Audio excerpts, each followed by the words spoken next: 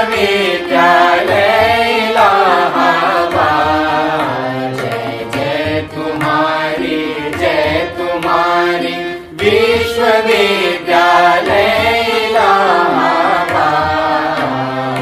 ज्ञान उद्गम ज्ञान संगम ज्ञान के इतिहास। ज्ञान उद्गम ज्ञान संगम ज्ञान के इतिहास।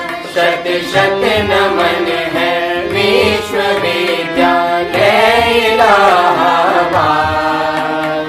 सुंदरम सत्यम शिवम अवधारणाधार। जय तुम्हारी यं प्रव्रजन्तमनुपेतमपेत कृत्यं द्वैपायनो विरह कातरया जुहाव। पुत्रेति तन्मयतया तरवोऽभिनेतुः तं सर्वभूतहृदयं मुनिमानितोऽस्मि। सच्चिदानन्दरूपाय विश्वोत्पत्त्यादिहेतवे तापत्रय विनाशाय श्रीकृष्णाय वयं नुमः। जन्माद्यस्य यतोऽन्वयादितरतश्चार्थेष्वभिज्ञस्वराट् तेने ब्रह्महृदाय आदिकवये मुह्यन्ति यत्सूरयः।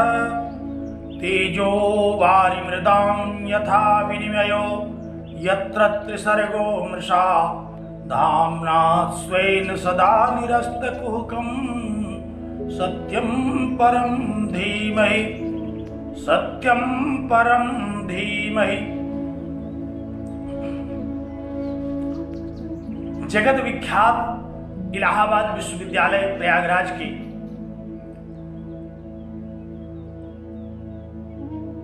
परास्नातक उत्तरार्ध के प्रिय छात्रों छात्राओं पूर्व छात्रों और वेदांतानुरागी सज्जनों, भगवान वादरायणकृत ब्रह्म सूत्रों और श्रीमदादि जगत गुरु शंकराचार्य कृत प्रसन्न गंभीर शारीरिक भाष्य पर हम लोग चर्चा कर रहे हैं। चर्चा के इस अनुक्रम में चतुर्थ सूत्र पर विगत दिनों से यह चर्चा अग्रसर है। तत्व समन्वयात इस चतुर्थ सूत्र पर चर्चा करते हुए भगवान भाष्यकार के अनुसार पूर्व पक्ष के रूप में कर्म कांड और उपासना कांड का निराकरण करने के उपरांत अब शांकर मत का प्रख्यापन करने का आरंभ करते हैं। त्रिविध दुख को नष्ट करने वाले और परमानंद स्वरूप परम तत्व परमात्मा का अपरोक्ष कराने वाले इस शास्त्र के द्वारा आप सब लोगों का परम कल्याण हो। इस शुभकामना के साथ मैं आप सबको नमन करता हूं और उस सच्चिदानंद स्वरूप नित्य शुद्ध बुद्ध मुक्त सत्य स्वभाव परमात्मा से यह प्रार्थना करता हूं कि आप सब लोग कुशाग्रमति के छात्रों, आपका चित्त एकाग्र हो और इस गंभीर चर्चा में इसको समझने में, इसमें अवगाहन करने में आप की सामर्थ्य में उत्तरोत्तर वृद्धि हो। तो आइए विगत व्याख्यान में जहां से हम लोगों ने विराम लिया था वहां से आरंभ करते हैं। स्मरण कीजिए, उपासकों का यह मंतव्य था कि श्रवण और मनन से ब्रह्म ज्ञान हो जाता है और तत्पश्चात निधिध्यासन अर्थात ब्रह्म की उपासना में लग जाना चाहिए।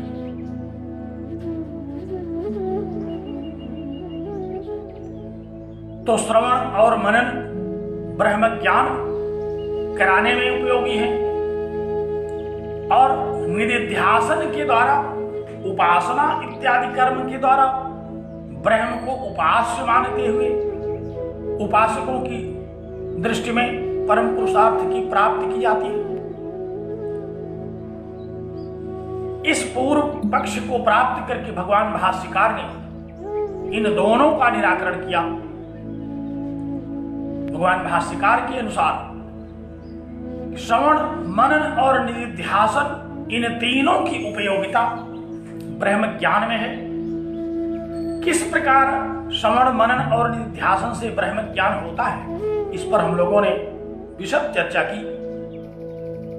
भगवान भाष्यकार के शब्दों में जब ब्रह्म ज्ञान हो जाता है, निधिध्यासन के अंतर्गत जब हमें ब्रह्म का अपरोक्ष हो जाता है, तो ब्रह्म का अपरोक्ष होना, ब्रह्म ज्ञान होना, यही तो मोक्ष है। ब्रह्म ज्ञान के उपरांत किसी उपासना इत्यादि क्रिया का कोई औचित्य नहीं है। उपासना इत्यादि को तो चित्त को निर्मल करने के लिए साधन चतुष्टय के अंतर्गत वेदांतियों ने उपदिष्ट किया है। इसलिए जब ब्रह्म का साक्षात्कार हो गया, ब्रह्म का अपरोक्षानुभूति हो गई ब्रह्म की, तो उसके बाद अद्वैत की उस अनुभूति में उपास्य, उपासक, उपासना आदि अनेक जो अनुभूतियां हैं, इनका न तो श्रुति, तर्क अथवा यथार्थ में ही कोई उपयोग रहता है। इसलिए भगवान भाष्यकार ने कहा कि ब्रह्म ज्ञान के बाद उपासना की कोई उपयोगिता नहीं है, क्योंकि ब्रह्म वेद ब्रह्मैव भवति। ब्रह्म को अपरोक्ष करके तो ब्रह्म की ही अनुभूति हो जाती है, ब्रह्म ही हो जाता है। और जब ब्रह्म हो गया, अद्वैत की प्रतीति हो गई, अहम ब्रह्मास्मि की अनुभूति हो गई, तो फिर अब कौन किसको क्यों उपासना करे, कौन उपास्य हो, कौन उपासक हो, किस उपासना क्रिया के अंग के रूप में ब्रह्म को स्वीकार किया जाए। इसलिए ब्रह्म उपासना विधि का अंग नहीं है, उपासना के अधीन नहीं है ब्रह्म ज्ञान। उपासना का उपयोग तो केवल चित्त के निर्मल करने में ही स्वीकार किया जाता है। तो जब आत्म साक्षात्कार हो गया, अज्ञान विनाश हो गया, तो फिर पुनः उपासना की कोई उपयोगिता नहीं है। इसी बात को समझाते हुए भगवान भाष्यकार ने श्रुतियों और स्मृतियों में वर्णित जो कर्म, उपासना आदि विधियां बताई गईं, उनका विस्तार से विवेचन किया। विधि और निषेध वाक्यों के द्वारा भगवान भाष्यकार ने इस जगत की सुख और दुख प्राप्ति की विशद विवेचना की। संसार के स्वरूप का वर्णन कर दिया कि यह संसार पृथ्वी से ऊर्ध्वलोक जो जगत के लोक हैं और पृथ्वी के अधोगति, पृथ्वी के अधोस्तरी जो अधोवर्ती जो लोक हैं, उन लोगों की प्राप्ति कर्म के अनुसार ही प्राप्त होती है और कर्म के तारतम्य के अनुरूप लोकों की प्राप्ति, लोकों के अंतर्गत सुख और दुखों की प्राप्ति होती है। इस विषय का भी विशद विवेचन भगवान भाष्यकार ने किया। तो आइए हम लोग आरंभ करते हैं। अंत में कर्म और उपासना इन दोनों मतों का निराकरण करने के बाद इसको कंक्लूड करते हुए, उपसंहृत करते हुए भगवान भाष्यकार ने इन पंक्तियों का उल्लेख किया। पंक्तियों पर दृष्टि डालिए। कहा कि एवं अविद्यादि दोषवताम धर्माधर्म तारतम्य निमित्तम शरीरोपादान पूर्वकम सुख दुख तारतम्य निमित्तम संसार रूपम श्रुति स्मृति न्याय प्रसिद्धम। इस पर हम लोग चर्चा कर रहे थे। कहा कि इस प्रकार अविद्यादि दोषवताम धर्माधर्म तारतम्य निमित्तम, अविद्या के दोष से युक्त जो धर्म है अर्थात कर्मकांड, जो अधर्म है अर्थात कर्मकांड से अतिरिक्त जो क्रियाएं हैं उपासना आदि। यहाँ आचार्यों ने अधर्म शब्द का धर्म से अतिरिक्त अर्थ लिया। धर्म माने कर्मकांड और यहाँ अधर्म शब्द का तात्पर्य जो कर्मकांड ना हो अर्थात उपासना कांड। और इसी में विधि तथा निषेध इन दोनों वाक्यों को समाहित किया। कहा कि धर्माधर्म तारतम्य निमित्तम, धर्म और अधर्म के तारतम्य के कारण व्यक्ति को जीव को शरीरोपादान पूर्वकम शरीरों की प्राप्ति होती है। हम लोगों को इन शरीरों की प्राप्ति क्यों हुई? ये शरीर हमारे कर्म फल है। कर्म के परिणाम स्वरूप जीव को शरीर की प्राप्ति होती है। आप लोगों ने योग शास्त्र पढ़ा, वहां भी व्यास भाष्य में एक पंक्ति उद्धृत की गई होगी। आपने पढ़ा होगा कि सति मूले तद्विपाको जात्यायुर्भोगा। कहा कि इन कर्मों के परिणाम स्वरूप जाति, आय और भोग ये तीन फल प्राप्त होते हैं। कर्म फल के रूप में क्या प्राप्त होता है? जाति, आय और भोग। जाति से तात्पर्य है जन्म, जाति से तात्पर्य है किस शरीर को आपने प्राप्त किया। आयु का तात्पर्य है कि उस शरीर को कब तक आपने धारण किया और उस शरीर के द्वारा किन किन भोगों की प्राप्ति आपको हो रही है, ये कर्म फल है। जो भी धर्म और अधर्म रूपी कर्म है, इन कर्मों का क्या फल है? कहा कि इन कर्मों का फल है शरीर की प्राप्ति, इन कर्मों का फल है आयु की प्राप्ति और इन कर्मों का ही फल है शरीरों के द्वारा प्राप्त किए जाने वाले भोगों की प्राप्ति। भगवद गीता में भी इस विषय पर चर्चा आई। वहां भी भगवान कृष्ण ने अर्जुन से कहा कि मृत्यु के समय जो व्यक्ति जिस किसी का भी स्मरण करता है, आगामी जन्म उसी शरीर को प्राप्त करके लेता है।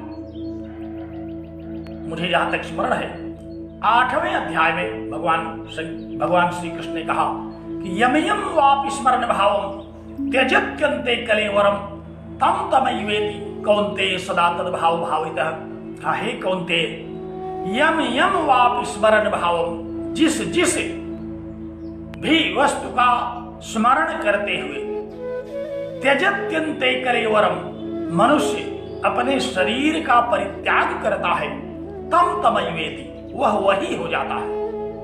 ये नियम है। तो मृत्यु के समय अगर आपने सांसारिक वस्तुओं का, सांसारिक व्यक्तियों का, सांसारिक पदार्थों का स्मरण किया, मृत्यु के समय आपने किसी अपने प्रिय व्यक्ति का स्मरण किया, पुत्र का स्मरण किया, पुत्री का स्मरण किया, पौत्र का स्मरण किया, अथवा बहुत सारे लोग हैं वो अपने जानवरों का स्मरण कर लेते हैं, अपने गाय भैंस बैल का स्मरण कर लेते हैं, अपने कुत्तों का स्मरण कर लेते हैं। जिस पर जिसकी आसक्ति होती है उसी को स्मरण करते हुए वह अंत में प्राण त्यागता है। हम लोग देखते हैं कई बार ऐसा सुनने को आता है, लोग बताते हैं कि प्राण का त्याग करते समय अमुक व्यक्ति का स्मरण हुआ, अमुक व्यक्ति के बारे में चर्चा कर रहे थे। तो ये क्या कर रहे थे चर्चा? उन्हीं का स्मरण करते हुए उन्होंने शरीर का त्याग कर दिया। तो जिस स्मरण को करते हुए शरीर का त्याग कर दिया जाता है वही शरीर उसको मिलता है, और वह जो स्मरण आता है वह भी व्यक्ति के अपने कर्मों के अनुसार, अपनी साधना के अनुसार होता है। जो जीवन भर साधना करता है, जिस वस्तु की, जिस व्यक्ति की, जिस प्राप्तव्य की अथवा परमात्मा की, अंत में उसको उसी का स्मरण होता है। महात्मा तुलसीदास जी ने भी इसी को कहा कि जन्म जन्म मुनि यत्न कराही, अंतराम कही आवत नाही। जन्म जन्मांतर लोग यत्न करते हैं, लेकिन अंत में राम का नाम नहीं ले पाते, क्योंकि उनको तो सांसारिक वस्तुओं में प्रलोभन है, उनको तो सांसारिक पदार्थों की प्राप्ति, अभी उनकी इच्छा ही तृप्त नहीं हुई, अभी उनको तृप्ति का अनुभव ही नहीं हुआ। अतृप्त वासना के क्षण में ही उन्होंने शरीर त्याग कर दिया। तो जिन जिन वस्तुओं को प्राप्त करके उनको कभी तृप्ति की संभावना बनती है, उन वस्तुओं का स्मरण करते हुए ही इस शरीर का परित्याग करते हैं। तो यम यम यम यम आप स्मरण भाव, गीता कहती है कि जिसका स्मरण करते हुए, भावना में जिसको स्मरण करते हुए त्यजत्यन्ते करेवरम, अपने शरीर को छोड़ता है प्राणी, तम तमयुएति कौन्तेय, हे अर्जुन, वह उसी को प्राप्त हो जाता है। यही तो श्रुतियां कह रही हैं कि ब्रह्म वेद ब्रह्मयु भवति, ब्रह्म को जान करके ब्रह्म हो जाता है। तो सारी श्रुतियां, सारे शास्त्र या अंतराम कही आवत नहीं, अंत में राम नहीं कह पाते। कुछ आचार्यों ने तो इसकी व्याख्या दूसरी तरह से कर दिया कि अंत राम कही आवत नहीं, अंत में राम कह करके फिर उनका आगमन ही नहीं होता। अंत में जब वो राम कह देते हैं तो फिर उनका अंतराम कह, अंत में भगवान राम का स्मरण करके, ईश्वर का स्मरण करके, परमात्मा का स्मरण करके आवत नाही, इस संसार में फिर उनका पुनरागमन नहीं होता। जन्म और मृत्यु के इस जगत जंजाल से, इस भावजाल से उनकी मुक्ति हो जाती है। भगवान भाष्यकार की पंक्तियों में इसी बात को स्पष्ट किया, कहा कि एवं अविद्यादि दोषवताम धर्मा धर्म तारतम्य निमित्तम, कहा इस प्रकार अविद्या से युक्त कर्मकांड और उपासना के द्वारा जो फल की प्राप्ति हुई, उस फल के कारण हमें शरीरों की प्राप्ति हुई, और शरीरोपादान पूर्वकम सुख दुख तारतम्य निमित्तम, कहा कि शरीर रूपी कारण के द्वारा हमें सुख और दुख की अनुभूति होती है। इति संसार रूपम स्मृति श्रुति स्मृति न्याय प्रसिद्धम, कहा कि इस प्रकार संसार के स्वरूप का वर्णन श्रुतियों में, स्मृतियों में, न्याय शास्त्रों में वर्णित किया गया है। तो शरीर कर्मकांड का फल है, शरीर ही उपासना का फल है, और उत्तम सुखों की प्राप्ति विधि पूर्वक किए गए कर्मों के द्वारा होती है। निषिद्ध कर्मों के द्वारा अधोगति की प्राप्ति होती है। यह सारे श्रुतियों में, सारी श्रुतियों में, सारे पुराणों में कहा गया है। उपासकों ने कहा कि कहां कहा गया है? एक आध श्रुति बताइए। भगवान भाष्यकार ने छांदोग्य की एक श्रुति उद्धृत किया। इस श्रुति को ठीक से देखिए, क्या कहा? कहा तथा च श्रुति न है वही शरीर से सतः प्रिय अप्रियो अपहति ही रस्ती। ध्यान से श्रुति का तात्पर्य समझिए। कहा कि शरीर से, जो सशरीर रहने वाले जीव हैं, सशरीर से सतः, शरीर को धारण करने वाले जो जीव हैं,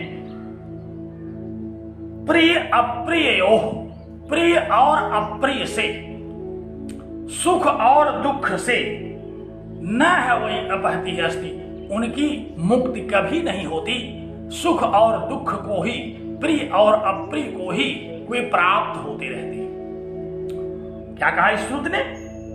कहा कि सशरीर से सतः, जो शरीरधारी है उनको सदैव प्रिय और अप्रिय, प्रिय माने सुख, अप्रिय माने दुख, इन दोनों की प्राप्ति सदैव होती रहती है।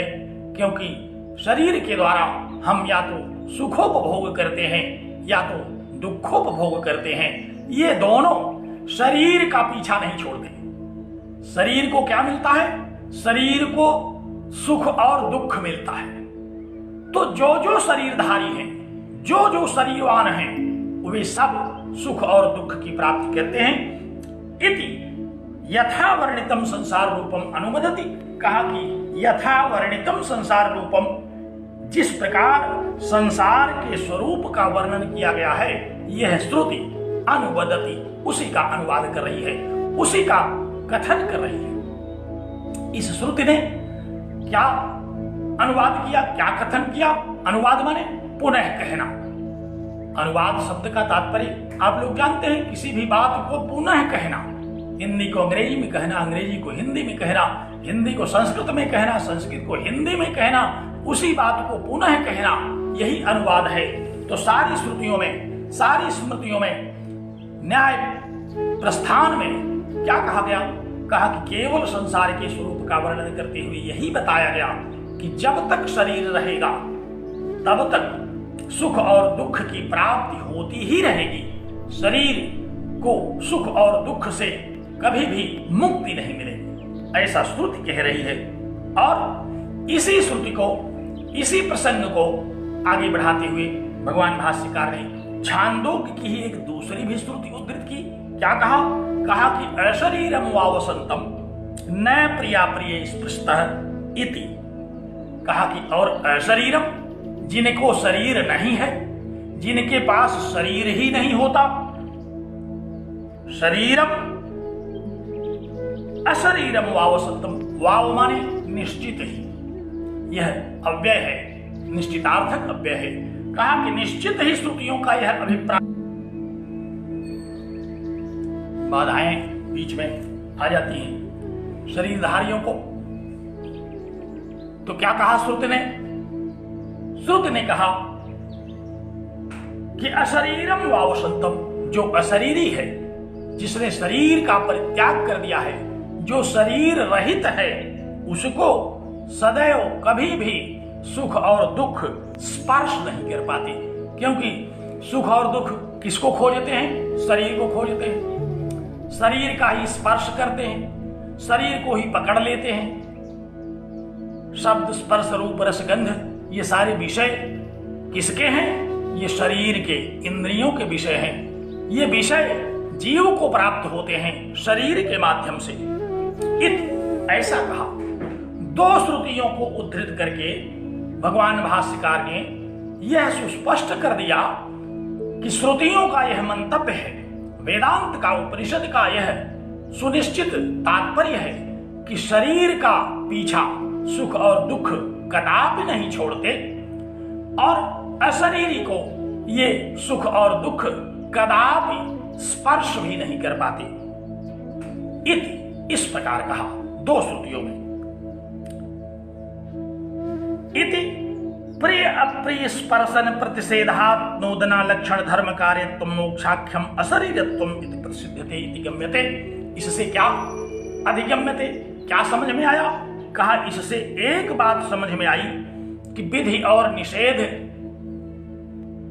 के द्वारा उपदिष्ट कर्मों को करने वाले शरीरों की प्राप्ति करते हैं।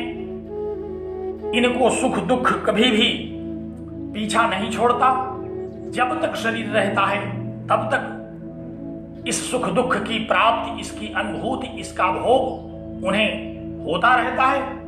और जब आत्मज्ञान हो जाता है वेदांत वाक्यों के, महावाक्यों के अनुसार, अशरीरी हो जाता है जब वह, तब उसी अशरीरावस्था को मोक्ष कहते हैं। इति गम्यते, ऐसा समझा जाता है। श्रुतियों का निश्चितार्थ क्या है?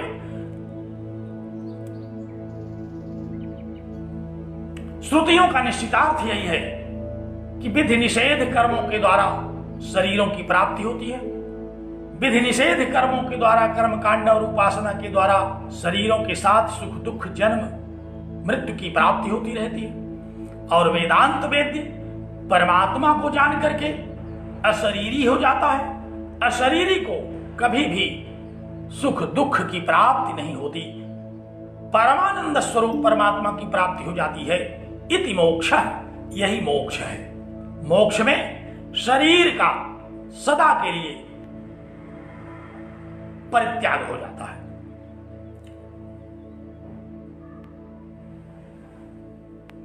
मुझे लगता है कि आपको यह बात स्मरण आ गई होगी, यह बात समझ गए होंगे आप। कहते हैं कि इति धर्म कार्यत्वे ही प्रिया प्रिय स्पर्शन प्रसिद्धो नोपपद्यते।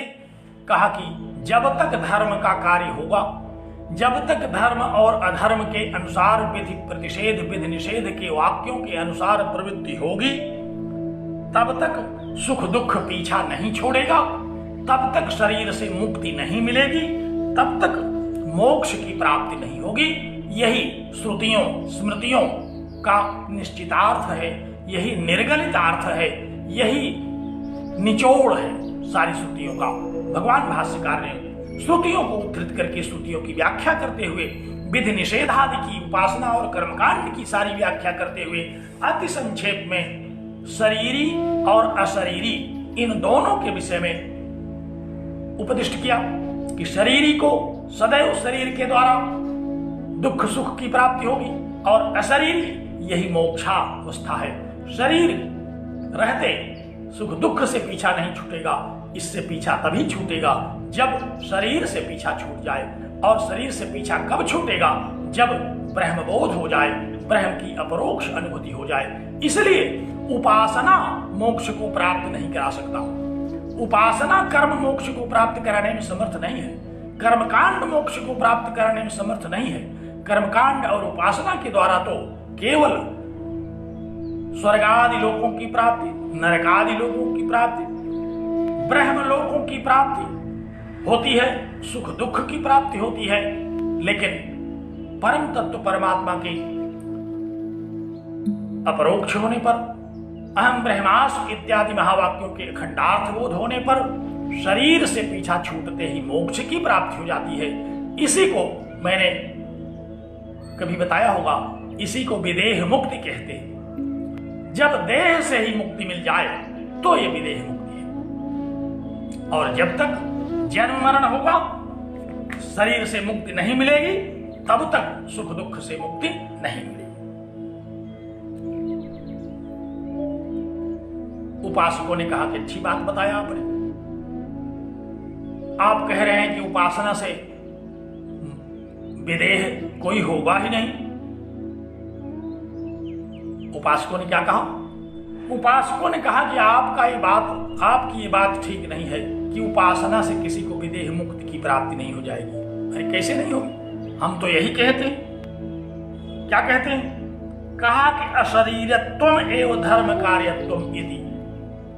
कहा कि हम तो कहते हैं कि यही धर्म और उपासना अशरीरी बना देती है। इस उपासना के द्वारा ही हमें शरीर से मुक्ति मिलती है। हम तो यही कहते हैं। उपासकों का क्या पक्ष आया? कहा कि इतनी देर से आपने समझा ही नहीं हमारी बात। उपासना का फल आप तो समझ ही नहीं पाए। अरे विदेह मुक्ति तो उपासना का ही फल है। ये उपासक पुनः एक वाक्य बोला, कहा कि अशरीरत्वम एवं धर्म कार्यत्वम इति। धर्म का कार्य है अशरीरी होना, अशरीरत्व की प्राप्ति ही उपासना का फल है। इति चेत, भगवान भाष्यकार ने कहा कि अगर ऐसा कहते हैं आप, चेत माने यदि आप ऐसा कहते हैं। हम लोग गुरुदेव जब पढ़ाते थे तो कभी कभी कुछ मनोरंजन करने के लिए कह देते थे कि चेत माने इतने पर भी उपासकों को चेत नहीं हो रहा है। ये उपासक चेत नहीं रहे हैं, ये सचेत ही नहीं हो पा रहे हैं बेचारे।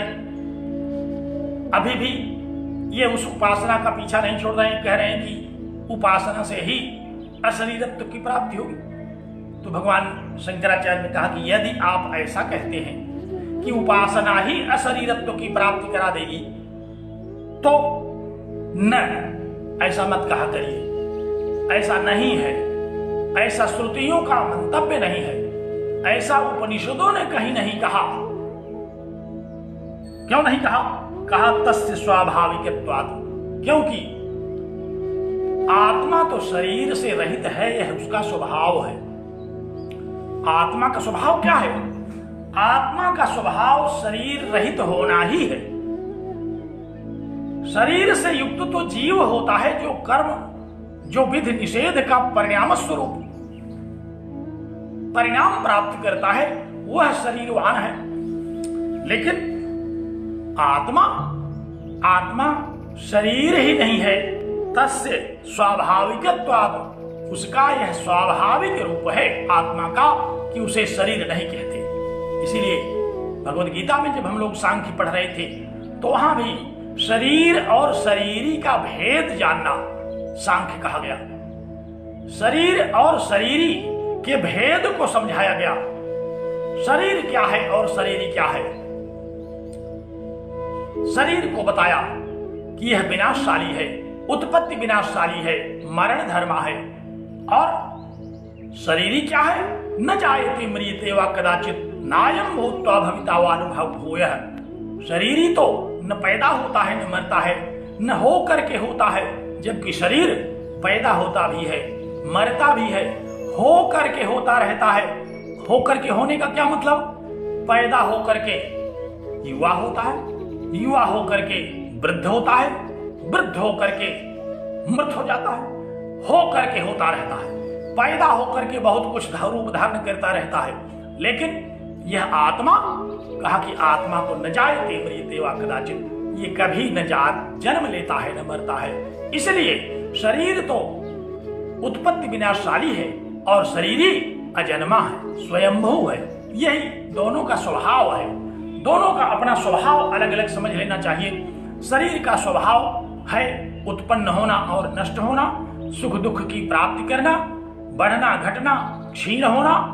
और आत्मा तो नित्य शुद्ध बुद्ध मुक्त सत्य स्वभाव है। अशरीरम वावसंतम न प्रिया प्रिय स्पृष्टः, यह तो अशरीरी है, इसको तो कभी भी सुख और दुख स्पर्श भी नहीं कर पाते। ऐसा है यह आत्मा। और भगवान भाष्यकार ने अब यहां से बहुत सारी श्रुतियों का उदाहरण देना शुरू किया। कहा कि यह बात मैं अपने से नहीं कह रहा हूं, श्रुतियां कह रही हैं कि आत्मा शरीरी नहीं है, आत्मा तो अशरीरी है। कहां कहा श्रुतियों ने। पहली श्रुति उद्धृत किया कठोपनिषद की, कहा कि अशरीरम शरीरोषु अनवस्थे स्वस्थितम महांतम विभुमात्मानम मत्वा धीरो न सोचति। कठोपनिषद की यह श्रुति उद्धृत कर दिया। कहा कि अशरीरम, ये अशरीरी है, ये शरीरवान नहीं है, रहता है शरीरों में, रहता है शरीरों में, लेकिन है अशरीरी। कैसे शरीरों में? कहा कि अनवस्थेषु, जो अनवस्थित शरीर हैं, जो उत्पत्ति विनाश धर्मा हैं, जो उत्पत्ति विनाशशाली शरीर हैं, उसमें भी यह अशरीर ही रहता है, यह शरीरी नहीं है। शरीरों में रहने वाला यह जो आत्मा है, यह कैसा है? कहा कि अशरीरम, यह शरीर रहित है। और महानतम, शरीर रहित का तात्पर्य क्या? स्थूल शरीर से रहित। कठोपनिषद की यह श्रुति कह रही है कि आत्मा के पास स्थूल शरीर नहीं होता। स्थूल शरीर कैसा है? स्थूल शरीर तो कहा कि ये अनवस्थेषु अवस्थितम, ये अनवस्था में स्थित रहता है, अर्थात उत्पत्ति विनाशशाली है, घटता बढ़ता रहता है, उत्पत्ति होता है और मरता रहता है। ऐसा जो शरीर है उसमें यह अशरीरी, यह आत्मा रहता है। और महानतम, ये महान है, सर्वव्यापी है। विभु माने सर्वव्यापी। ऐसे आत्मा को जानना चाहिए। ऐसे आत्मा को जो जान लेता है, धीरो न सोचति, इस प्रकार के आत्म स्वरूप का अपरोक्ष करने वाला जो धीर है, जो साधन चतुष्टय संपन्न है, जो ज्ञानी है, न सोचति, वह कभी भी शोक नहीं करता, वह कभी सुख दुख की प्राप्ति नहीं करता। ऐसा यह आत्म तत्व है। यह आत्म तत्व क्या है? कहा इस आत्म तत्व को अपरोक्ष कर लेने के बाद न सोचति, किसी को शोक नहीं होता, क्योंकि शोक तो तब तक होता है जब तक शरीर रहता है। तो कहा कि यह आत्मा स्थूल शरीरवान भी नहीं है, उत्पत्ति विनाशशाली, जन्म मरण धर्म, इन शरीरों में, इन अनवस्थित शरीरों में रहने वाला यह अशरीर आत्मा कैसा है? कहा कि महानतम, यह अद्वैत आत्मा महान है। शरीर तो संकीर्ण है, शरीर तो सीमित है, शरीर तो उत्पत्ति विनाशशाली है, लेकिन आत्मा कैसा है? कहा कि महानतम, महान है। अणोरणीयान महतो महियान, जिसको श्रुतियों ने कहा कि अणोरणीयान है यह और महतो महियान है, अणु से भी अणुतम और महान से भी महत्तम है, तथा विभुम सर्वव्यापक है, सर्वत्र व्याप्त है, आकाशवत सर्वव्यापी है। यह ब्रह्म कैसा है? कहा कि सर्व आकाशवत सर्वव्यापी है। ऐसे आत्मानं मत्वा, ऐसे आत्मा को जान करके, ऐसे आत्मा को समझ करके, साधन चतुष्टय संपन्न होने के बाद श्रोत्री ब्रह्मनिष्ठ गुरु के पास पहुंच करके इस प्रकार श्रुतियों में वर्णित वेदांत वेद्य आत्मा को जान लेने पर न सोचती, कोई शोक नहीं करता, उसे सदैव शोक से मुक्ति हो जाती है। ऐसा किसने कहा? कहा कि ऐसा कठोपनिषद कह रहा है। कह रहा है कि यह जो आत्मा है, इसमें स्थूल शरीर आदि नहीं होते, ये स्थूल शरीरों में रहता तो है, लेकिन ये अशरीरी है। उपासकों ने कहा अच्छा, स्थूल शरीर नहीं है, तब तो फिर यह सूक्ष्म शरीर होगा। कहते नहीं, ये आत्मा सूक्ष्म शरीर भी नहीं है।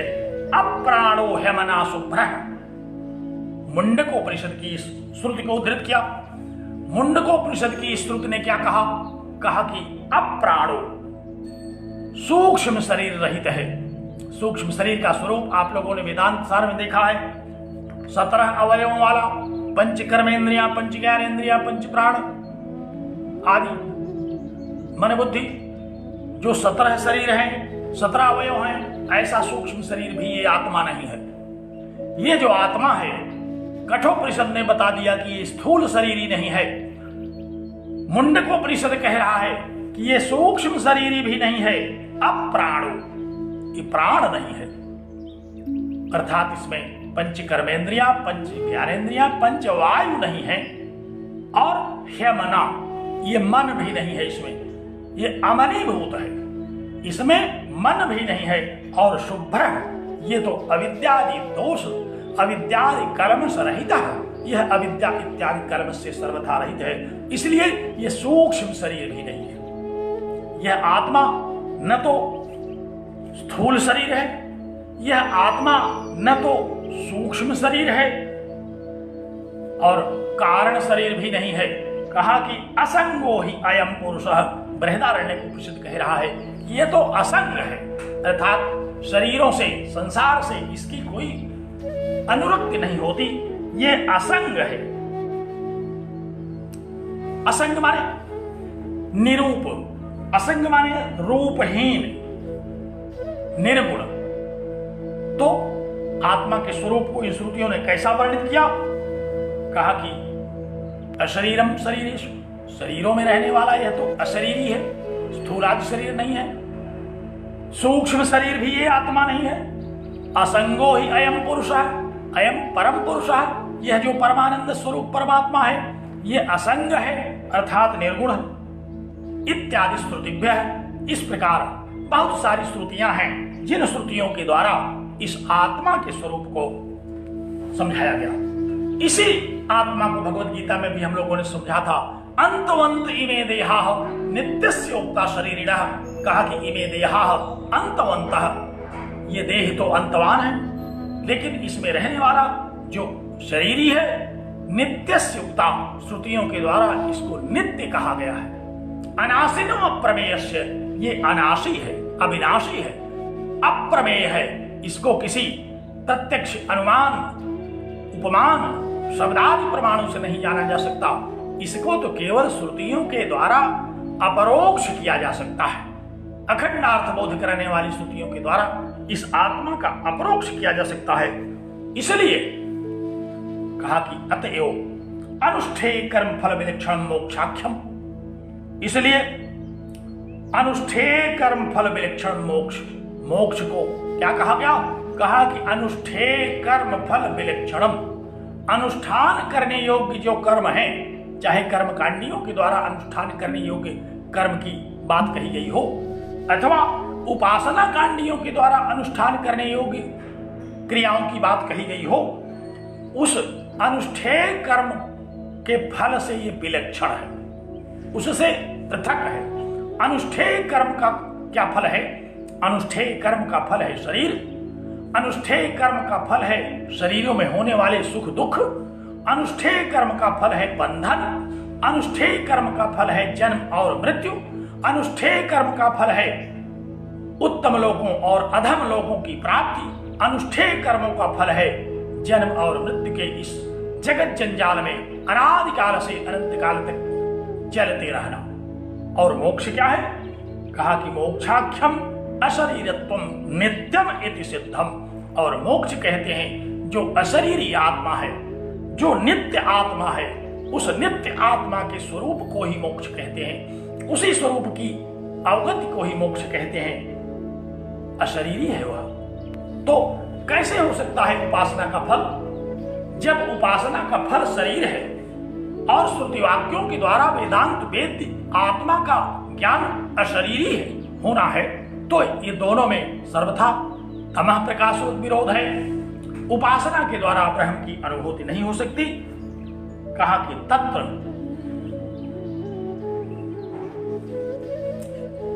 ध्यान दीजिए, भगवान भाष्यकार अब यहां और विस्तार से थोड़ा इसको समझाना चाहते हैं। कहा कि मोक्षाख्यम अशरीरत्वम, मोक्ष जिसको कहा जाता है वह अशरीरी दशा है, आत्मा में शरीर नहीं है, स्थूल शरीर, सूक्ष्म शरीर, कारण शरीर कुछ नहीं है वहां। असंगो ही अयम पुरुषः, यह नित्य निर्गुण आत्मा है, नित्य आत्मा है। मोक्ष नित्य आत्मा का ज्ञान है।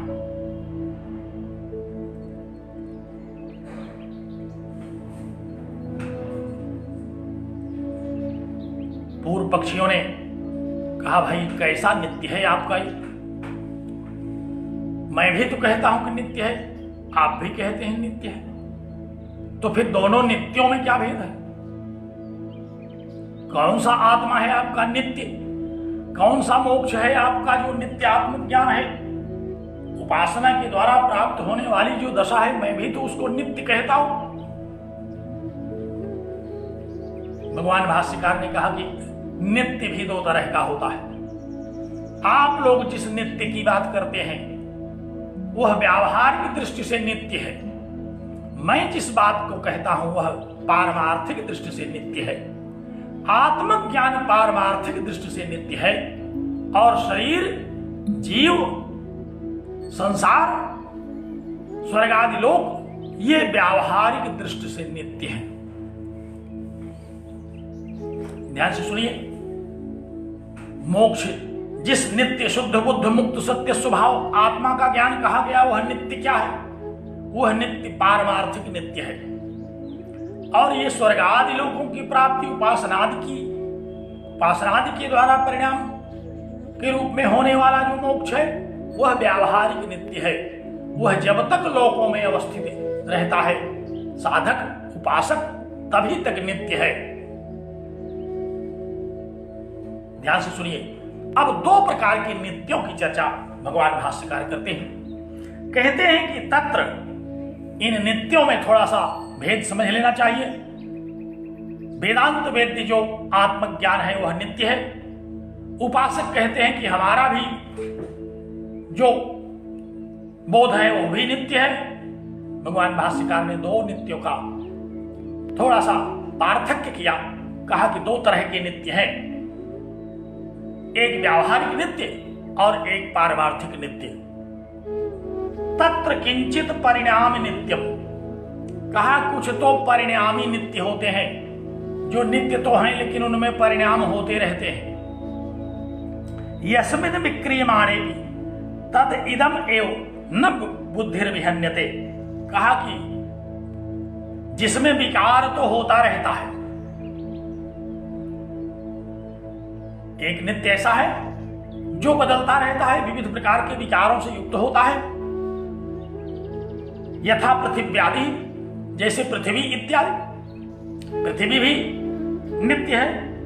नैयायिकों की दृष्टि से इसको नित्य कहते हैं। जो वस्तुवादी दर्शन है, वस्तुवादी दर्शनों के द्वारा नित्य किसे कहते हैं? वस्तुवादी दर्शनों के द्वारा इस पांच भौतिक जगत को ही नित्य कहते हैं। तो कहा कि आप अपने नित्य को पहले समझ लीजिए। आपका जो नित्य है वह उस प्रकार का है जैसे पृथ्वी की नित्यता।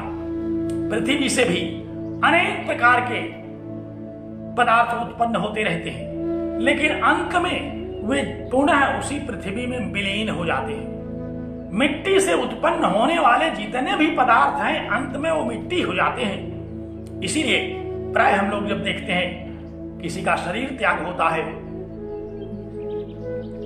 दाह संस्कार इत्यादि कर दिया जाता है, तो अखबार वाले छाप देते हैं कि शरीर पंच तत्व में विलीन हो गया, अर्थात पंच तत्व से उत्पन्न शरीर अब पंच तत्व में ही विलीन हो गया।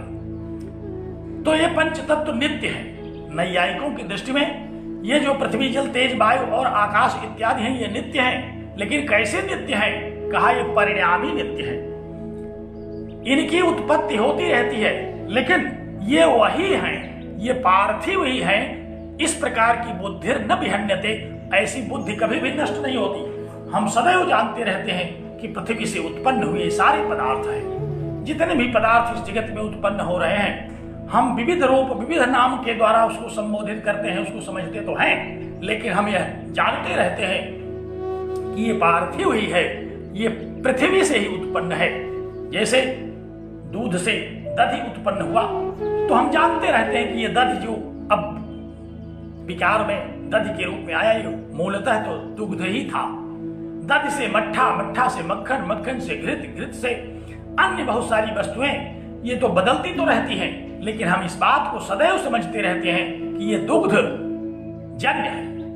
तो एक नित्य तो ऐसा है, इन सारे पदार्थों में दुग्ध नित्य है।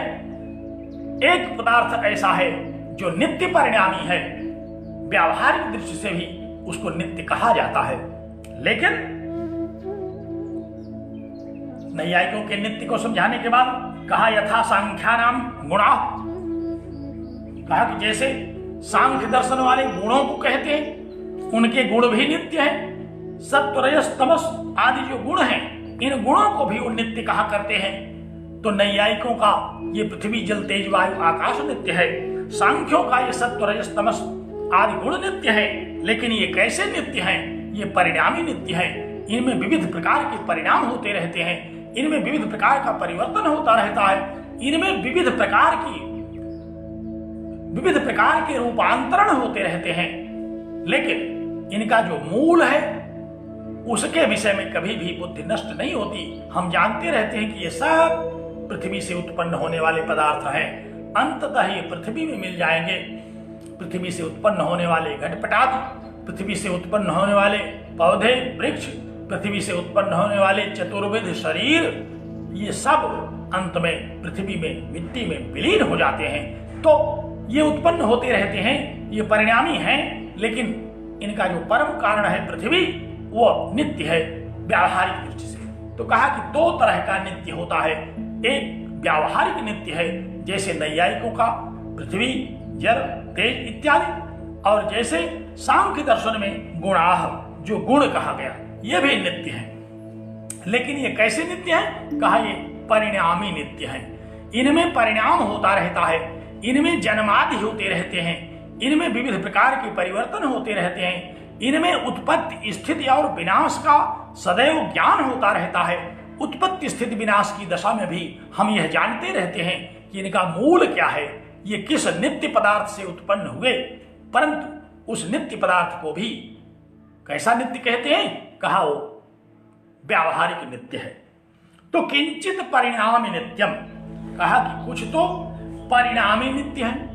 यस्मिन विक्रियमाणे, जिसके विकृत होने पर भी, जिसके विविध रूपों में परिवर्तित होने पर भी, तद इदम एव, ये सारे विकार अंततः वही हैं, पृथ्वी ही हैं। इति बुद्धिर न विहन्यते, ऐसी बुद्धि नष्ट नहीं होती।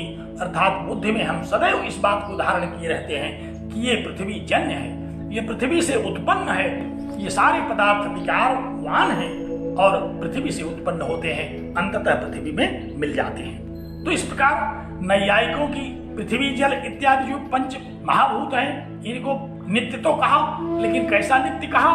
कहा कि ये परिणामी नित्य है। और सांख्यों के जो गुण इत्यादि हैं, ये कैसे नित्य हैं? कहा ये नित्य तो हैं, लेकिन परिणामी नित्य हैं। हम सदैव जानते हैं कि सर्वम त्रिगुणात्मकम, जो भी उत्पन्न होता है उसमें सब में सत्व रजस तमस होता है। सत्व और रजस तमस से रहित इस संसार में कुछ नहीं है, पृथ्वी से अलग इस संसार में कुछ नहीं है। ये व्यावहारिक नित्य है। तो दो प्रकार के नित्यों में पहला नित्य बताया कि तत्र किंचित परिणामी नित्यम, इसमें कुछ तो परिणामी नित्य है जिनका वर्णन किया। और यह जो आत्मा है, जो आत्मज्ञान है, कहा इदम तु पारमार्थिकम कूटस्थम नित्यम वेमोत्सर्व्यापि सर्वविक्रिया रहितम नित्यम निरवयव स्वयं ज्योति स्वभावम इति।